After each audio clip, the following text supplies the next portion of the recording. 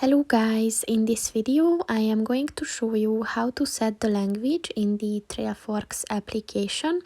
But first I just want to mention, don't forget to subscribe to my channel, because at 10,000 subscribers I am going to show you my whole YouTube revenue statistics and growth strategy, as well as how to make money online.